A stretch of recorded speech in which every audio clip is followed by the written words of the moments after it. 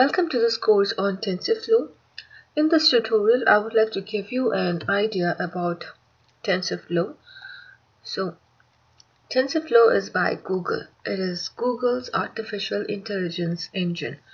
It is an open source software library mainly for machine learning, deep learning neural network research areas. That is, using the TensorFlow library, you can train your application to make it learn for tasks like language translation or speech recognition or image recognition.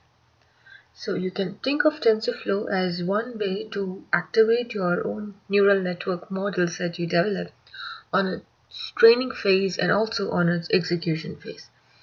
The underlying TensorFlow software is built using C++ programming language, but application developers who are using TensorFlow, they can develop their models using either C++ or using Python. Now, when it comes to implementation in TensorFlow, computations are represented as graphs. So that means it helps you build your numerical parts in your model in the form of a graph. Every graph has nodes, and each node will have some operations defined for it. And that's how we carry out computations in TensorFlow. So the nodes are also called as ops, and we use these ops to do the computations in TensorFlow.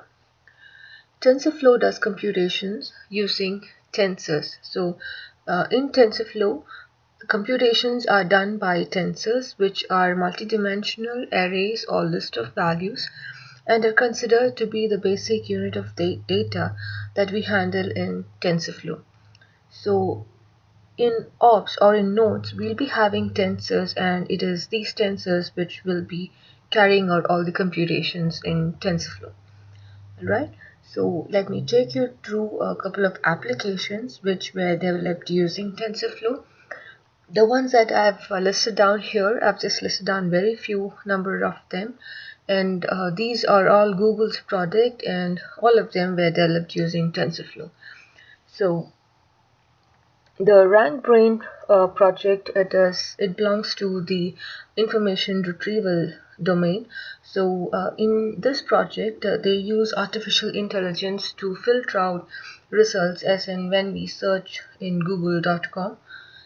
The Inception image classification model application uses a deep convolutional neural network called as Inception for classification and detection purpose.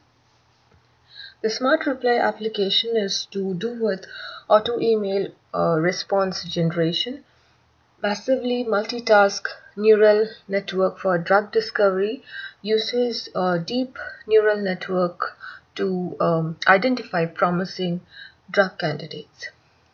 On-device computer vision for OCR or optical character recognition uses computer vision to do character recognition, and they use it to carry out real-time translation. Alright, so that's for the introduction. So now to make it more interesting, let's move over to the installation steps so that we can get hands-on on a few examples using TensorFlow.